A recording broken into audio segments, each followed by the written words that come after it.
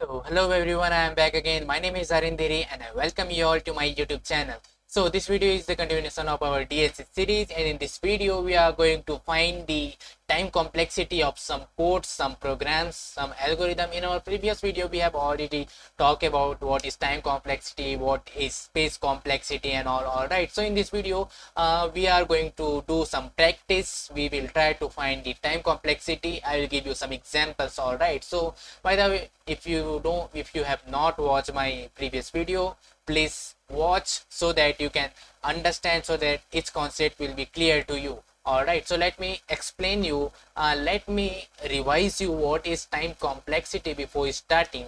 All right, so what is time complexity? I have explained you about this in my previous video. Time complexity. What is time complexity? uh what I can say, time complexity describes the growth of time of any algorithm. All right, so what I am trying to say, time complexity describes the growth of any algorithm, growth of time of execution of any program when we are increasing the size of inputs. Basically, time complexity defined describes the relationship between the execution time and the input size. All right, so let me explain you how many types of growths we have. For example, first we have constant time complexity.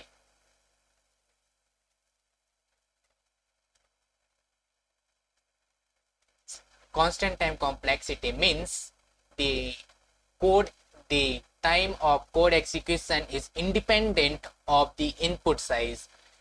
That means that algorithm is taking constant time complexity. All right. Second is linear time complexity. I will explain you what is linear time complexity in our examples. All right, we have quadratic time complexity. We have cubic time complexity. We have logarithmic time complexity. We have linear, logarithmic time complexity. We have exponential time complexity. We have factorial time complexity, and yes, we have a lot more, but when we will solve these equations in upcoming videos, always after solving the question we will discuss about the time complexity of that particular example. All right, so we have more we have more types of growths. For example, we have n to the power 4, we can have n square log, and we can have n log n square. All right, so I can write all these things in this list. All right, so we will discuss in our upcoming videos about all. We are going to discuss about some basic time complexities. For example, we will discuss this, we will discuss this, and we will discuss quadratic, cubic, and we will discuss about logarithmic and linear logarithmic also. And in upcoming videos we will discuss about the exponential, factorial, and whatever we have. All right, so for this video we are going to discuss about this much only. All right, we will discuss about all in our upcoming videos when we will solve these equations. All right, so let's start with the constant time complexity. Constant time complexity. All right, so let me give you an example. All right, so for example, we have int main All right, so don't confuse that I am writing the code of C++. No, I am not writing the code of C++. I am just going with the pseudocode. All right, so I'm just training you. I'm just teaching you that how can you find the time complexity of any code. Then you can use the same concepts in your programming language. All right, so let's say we have a function int main, and then we have some variables a, b, c.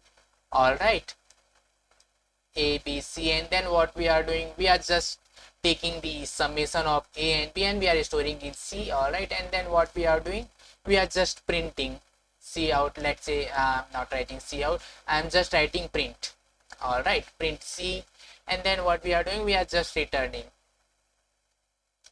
0. All right, so let's assume that each task, for example, for assumption, I'm saying that each task is taking 1 unit of time, or I can say each task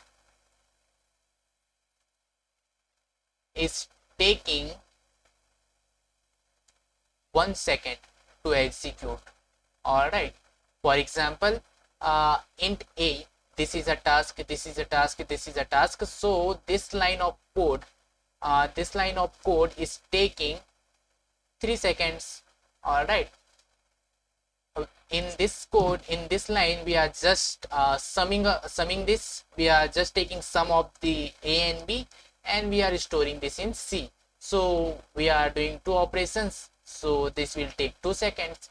Just we are printing c in this line of code. All right, so it will take 1 second, and here we are just returning 0, so this will also take 1 second. So how much time this entire code is taking? 3, 4, 5, 6, and 7. All right, so this entire code is taking just 7 seconds to execute. And the thing is, this code is not dependent upon the input size. All right, this is independent of input, so the time complexity will be big O of 1. All right, why? Because this code is not dependent upon the size of the input. We are not using anything array, we are not anything like we are not using anything loop. All right, just we are summing this, and then we are printing, and then we are returning. All right, so this code will take big O of 1. So this is constant time complexity. Why big O? I have explained you in my previous video in depth. So if you have not watched, please watch that video and then come to this video so that everything will be clear to you. Let me give you another example. Example 2. For example, int main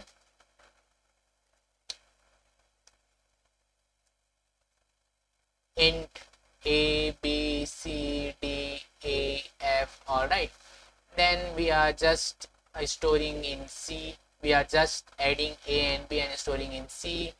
Then we are, what we are doing, we are just a is storing in a, 2 into f, and then we are printing print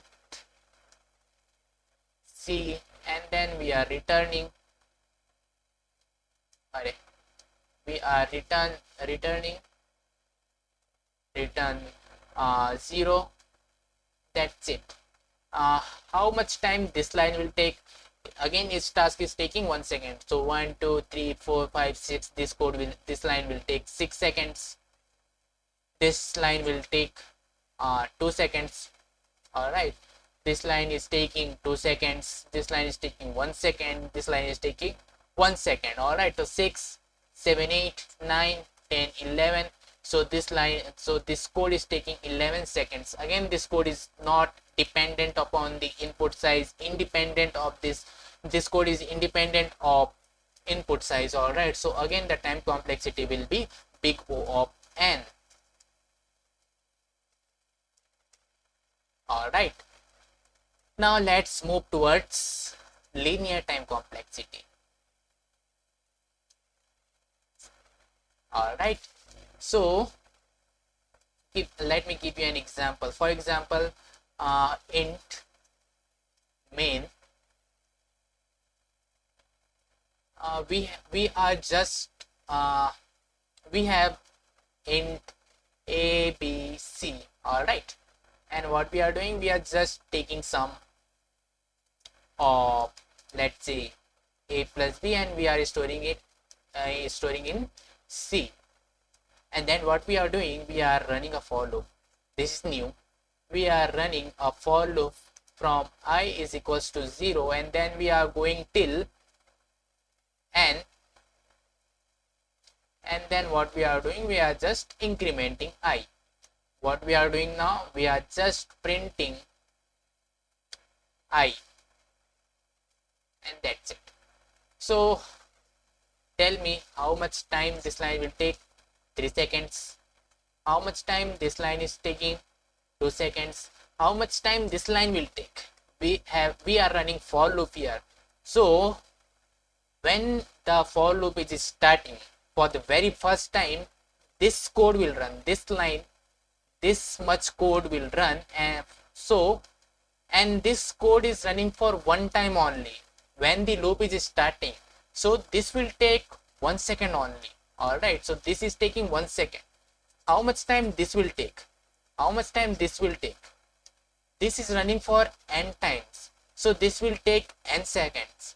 This is running for n times, this is also running for n times, so this will also take n seconds. So the complete this line is taking n plus n, means 2n plus n seconds. So this line will take 2n plus 1 seconds, and the code which is inside this for loop will also take n seconds. Why? Because this for loop is running for n times, so the inner code will also run for n times.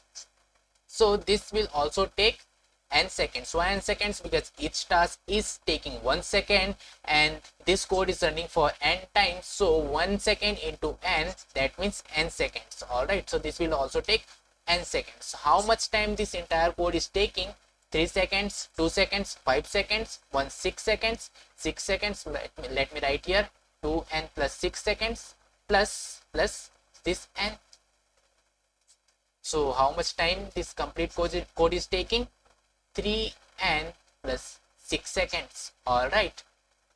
Now what I can say, that this n is very big. This n is way big.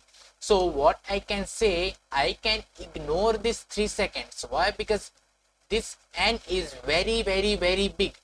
All right, so I can ignore this and this. All right, I can ignore this and this. So this is approximately n. So this complete code is running for n times. So the time complexity will be big O of n.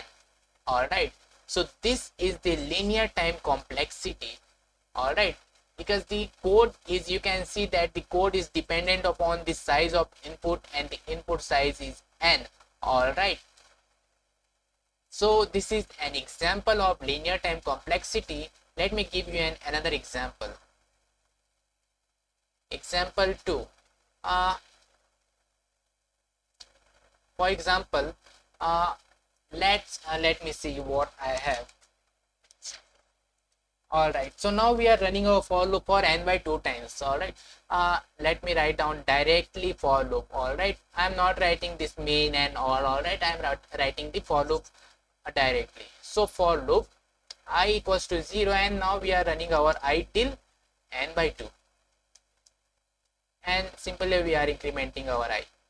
Now this code is running for the n by 2 times. All right, again we are printing what? I. Now tell me how many times this code is running. This is running for the 1 second. Like this code will take 1 second because this is running for only one time. This code is running for the n by 2 times, and this code is also running for the n by 2 times. Entire this code is running for the n by 2 times. So the inner code will also run for the n by 2 times. So 1 second, this will take n by 2 seconds. This will take also n by 2 seconds. So how much time it will take? 1 plus n by 2 plus n by 2. So what I can say, 1 plus 2 times n by 2. So n 1 plus n, 2 times n by 2. So n plus 1 times, and this is also running for n by 2, n by 2 times. All right. So this much time it will take, and this is running for the n by 2 times. This for loop is running for the n by 2 times, and the time is taking, and this for loop is taking n plus 1 time. So what will be the time complexity? The time complexity will be again big O of n. You can ignore this, you can ignore by 2. All right. So why? Because the n is very big, so the time complexity will be big O of n. So now here you can observe that the time complexity is depending how many times the code is running, how many times the code is executing. All right. And the execution of code, and in these two examples, the execution of code is depending upon the input size. All right. For example, if we are passing n equals to 100, so this code is running for the 100 times. All right. This code is running for the n by 2 times. This code is running for the n by 2 times. All right. So the time complexity will be near to n, big O of n square, big O of n only. All right. So you can observe that the time complexity is the depending upon the input size, and the time complexity and the time complexity depends how many times the code is running. Now let me give you an example of cubic time complexity. Cubic time complexity. All right. So let me write down the example directly. For example, I think we have not covered quadratic, so let's cover the quadratic first.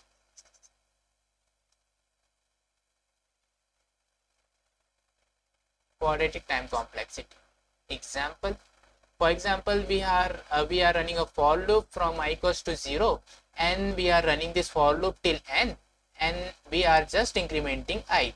And then what we are doing, we are running another for loop inside this for loop, and this time we have j, and we are starting with from 0, and we are running this for loop till again n, and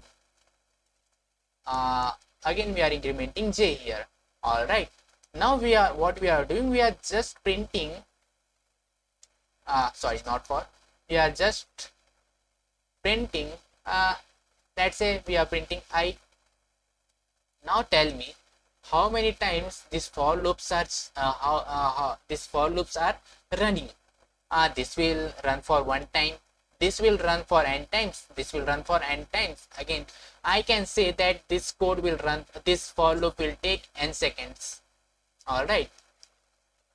I can say this code is taking n seconds. I can say this code, if this for loop is not present, this code will take n seconds. All right. But now we have this for loop also. So for one iteration of this for loop, this inner for loop will run for n times. For the second iteration of this for loop will again run for the n times. For the third iteration of this for loop, this inner for loop will run for the n times again. For the fourth iteration of this for loop, this inner for loop will run for the n times. And for the nth iteration of this for loop will run for the n times. That means the inner for loop will run for the n into n times. All right. So what I can say, the inner for loop will run for the n square times. So the time complexity will be the n square. All right. So you can see this will also run for the n square times. All right. So you can see that the code is again depending upon the input size, and the code is, and we are observing that how many times the code is executing. Here this inner for loop is running for the n square times because we have an outer for loop, and for each iteration of the outer for loop, this inner for loop is running for the n times. All right, so that's why the time complexity of this entire code is big of n. What I can say now, this code is running for the n square times and this code is running for the n square times. So the total time complexity will be n square, 2 times n square, because 2 plus 2, all right, n plus n. So 2n plus 1. So sorry. So 2n square plus n. All right. So what I can say, with respect to this n square, this n is negligible, and this 2 is also negligible. All right. So we can ignore this and this. So the time complexity will be n square. All right. So I hope it is clear to you. Let me give you another example with this code only.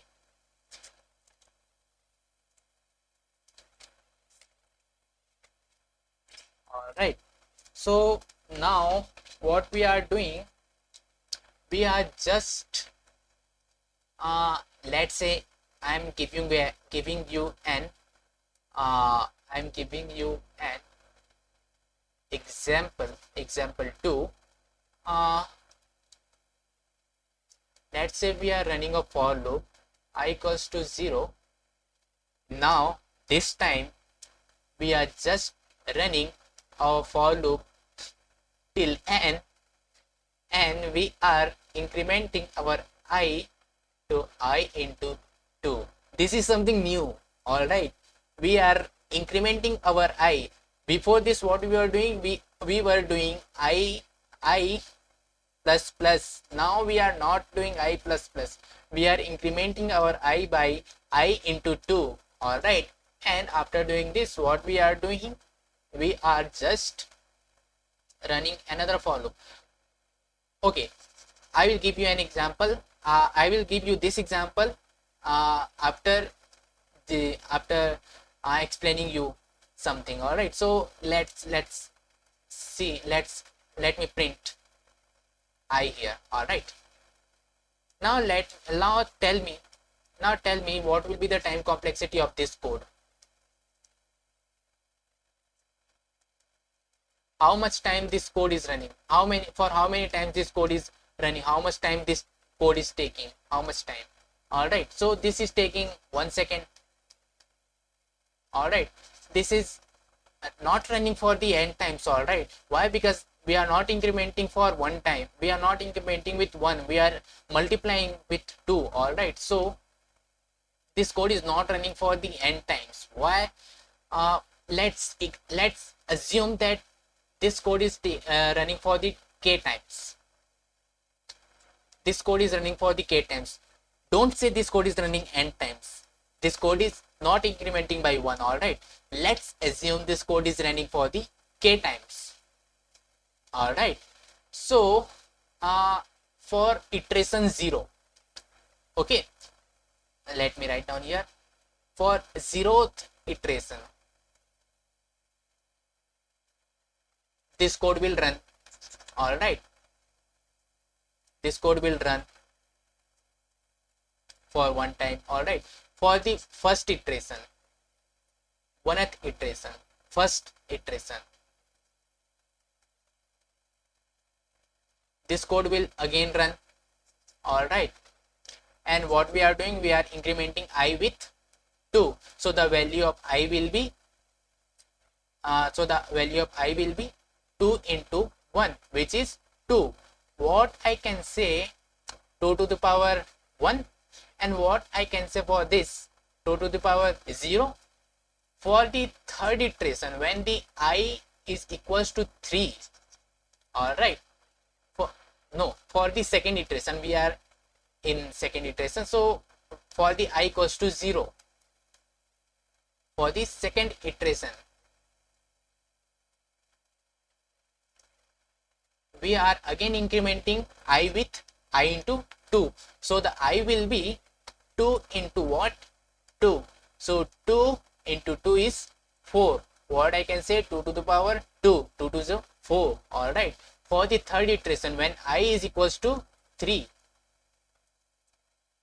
third iteration, again we are incrementing I with I into 2. So 2 into what was the previous I?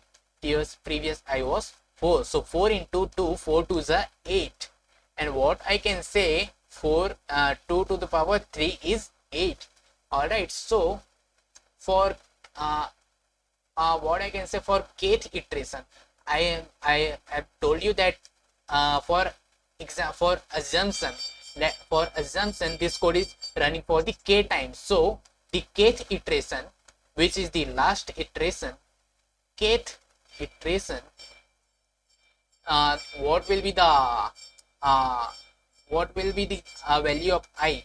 The value of I will be 2 to the power k. How? Because we have observed from our previous iterations. All right. So we have just observed this. For the kth iteration, the value of I will be 2 to the power k. All right. So what I can say, this code is running for the kth time, and the 2 to the power k will be equal to n. Why? Because we are running a for loop for n times. All right. So this 2 to the power k will be equal to n. Now what we can do, we can take log both sides. Log 2 to the power k will be log of n, and what we can do, we can take this k here. This is the property of log, and log 2 log n. Now what will be the value of k? The value of k will be log n by log 2. Now what I can say, this k will be, let me write down here, k will be log of n base 2. This will be the value of k, and this will be the time complexity. So the time complexity, what I can say, this code is running for the k times. So the time complexity will be, big O of k, and the value of k is log of n base 2. So the time complexity will be big O of log n base 2. All right. I hope you have understand. This is the example of logarithmic time complexity. Logarithmic time complexity. All right. Why? Because this code is running for the k time, so the time complexity will be big O of k. And here, after calculating this all things, you can see that the value of k is log of n base 2. Means this code is running for the log of n base 2. So the time complexity will be big O of log n base 2. I hope you have understand the logarithmic time complexity, that how we are finding. The simple concept is how many times a code is executing. All right. How many times a code is running, that will be our time complexity. All right. I hope you have understand this. Now, let me give you another example. Now, this time what we are doing, we are just running a for loop from 0 again till n. Again we are incrementing I by into 2. All right. Now we are running an internal for loop. J equals to 0, j is less than n, j equals to not just j plus plus. Now what we are doing, we are just printing. We are not doing anything complex here. We are just printing I. Now tell me how many times this code is executing. Log n base 2 times. All right. So the time complexity for this will be log n base 2. how many times this internal loop will run. This will run if this for loop is not present. This for loop will run for the n times, but this loop is present and this loop is running for the log n base 2 times. So this internal loop will run for the log n base 2 into n times. All right, and here you can see the time complexity for this code will be n log n times. Understand, this code is running for the big O of log n times. This code is running for the log of n times. This code is running for the log n into n times. So the time complexity will be n log n times. This complete code is taking n log n times. This complete code is running for the n log n times. All right, so the time complexity is n log n. I hope you have understand. This is the example of linear logarithmic time complexity. Linear logarithmic time complexity. All right. So I hope you have understand the linear logarithmic time complexity also. What I can say, for example, now we are running our loop for I equals to 0, I less than n. Now we are incrementing our I into 3. Now, and we are just printing I. Now tell me how many times this for loop is running. This, let's assume again this code is again running for the k times. So you have solved this question. So according to this question you can solve this also. So what I can say, 3 to the power k will be n. All right, again you can take logarithmic, again you can take log both sides. So log 3, the k will be here, log n. I can write it like this, log 3, and this will be k equals to log 3 k, sorry, n. So this will be the time complex. So this for loop is running for the for loop is running for the log of n base 3 times. So the time complexity will be big O of log n base 3 times. Simple. All right, so here you can observe something, that if we are incrementing, so the execution of this for loop is depending upon the incrementation. All right, so how many times we are incrementing our I, how we are incrementing the I, according to that this for loop is running. All right, so the time complexity of this code will be the time complexity of this for loop is the time complexity of this code is big O of log n base 3. I hope you have understand this. Now let me see what we have more. These all are my examples. I had just prepared when I am recording this. All right, yes, we have cubic. This all things are going on the flow. All right, this was not prepared, this was also not prepared. I am just creating this on the go. Now I am showing, so now I am showing you something that I have already prepared. Cubic time complexity. Cubic time complexity.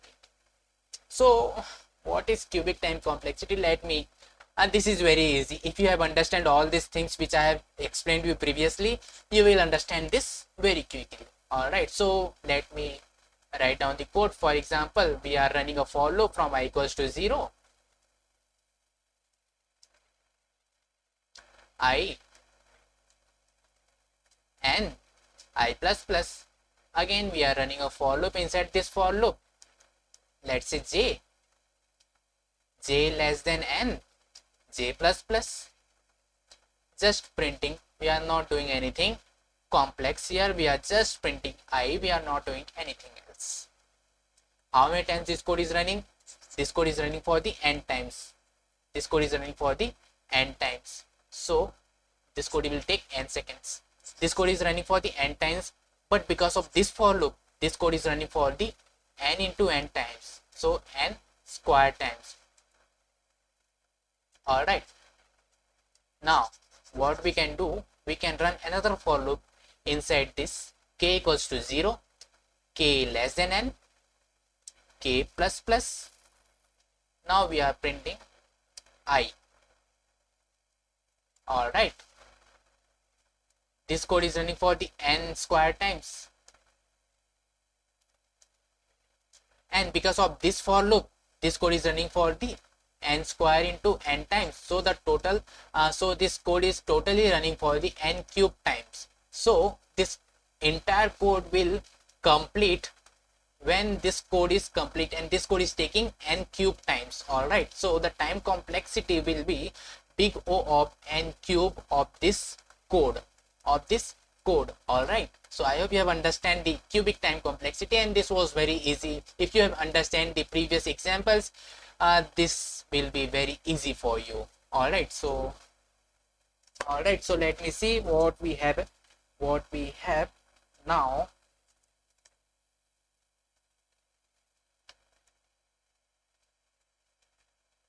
All right, so let me give you another example.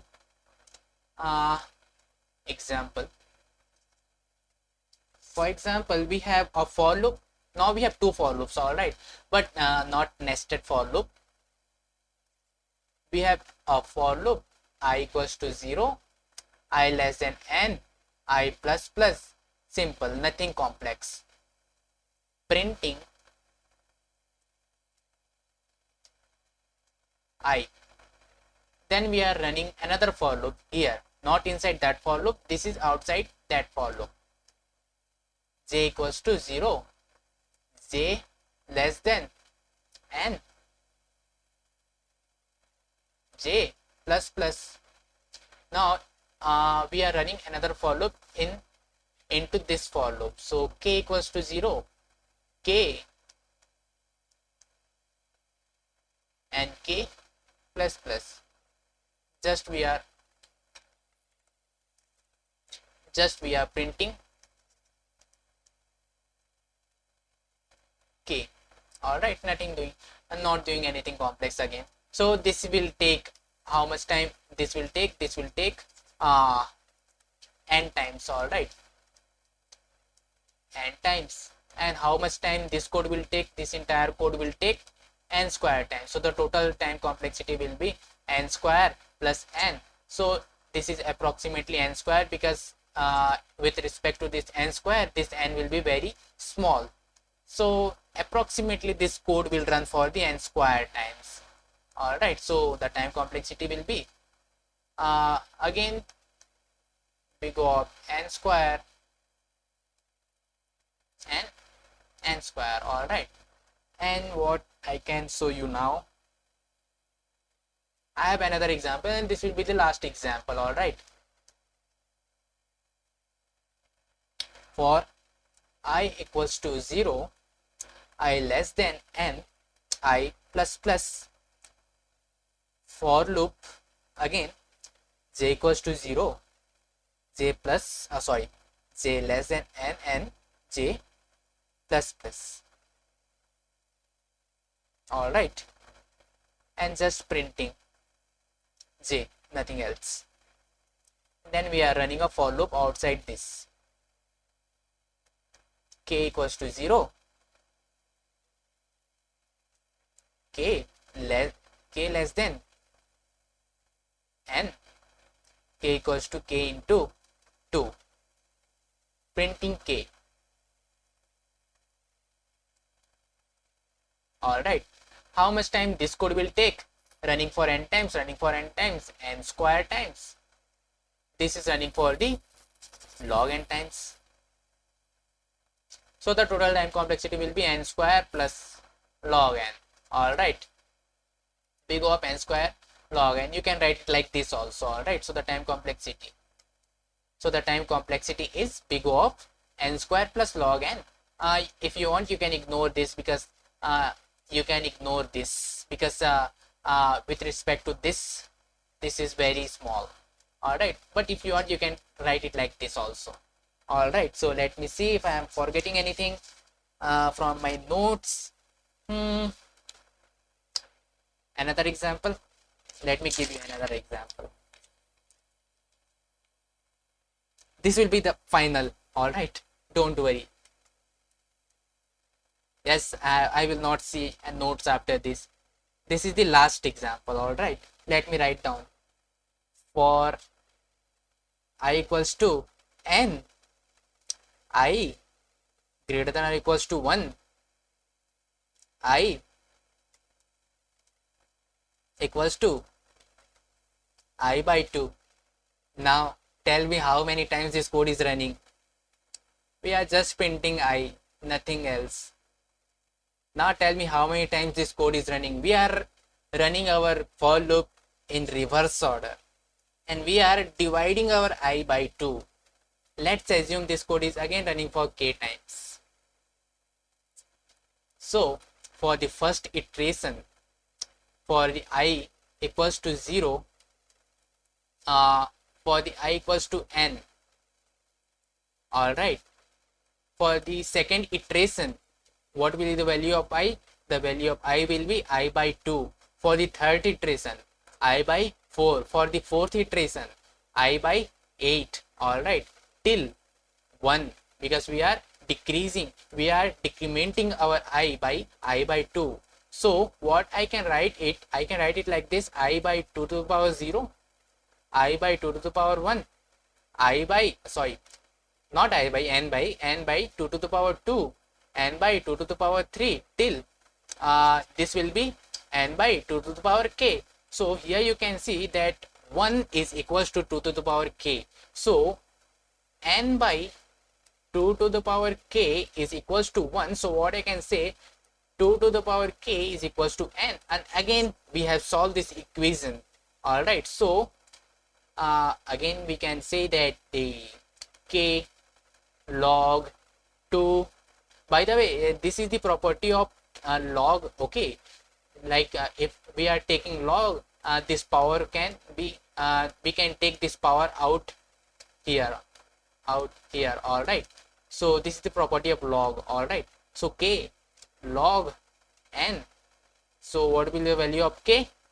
Log 2 base n. So what is the time complexity? So I have already told that this code is running for the k time, so the time complexity will be big O of k. And what is the value of k? The value of k is log 2.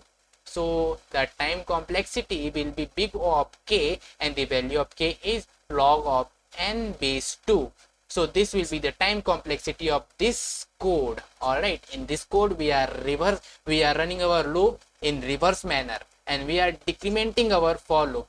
Now what if the code is decrementing by I by 3? Simply this will be 3. All right, yes, this will be 3, this will be 3, this will be 3, and you have understand 3 3. All right, this all will 3. All right, so I hope you have understand the concepts. I hope you have understand how we are finding the time complexity of any code. And trust me, in upcoming lectures, when we will solve some question, when we will solve DSC questions in array linked list, after solving each question, we will discuss about the time complexity of each approach. All right, so that we can find which approach is better, which algorithm is better for that question. All right, so I hope you have understand this video. I hope you have understand all the concepts. So if you are watching till now, thank you for watching this video, and we will meet in the next video. Till then, bye bye. Till then, bye bye. Enjoy.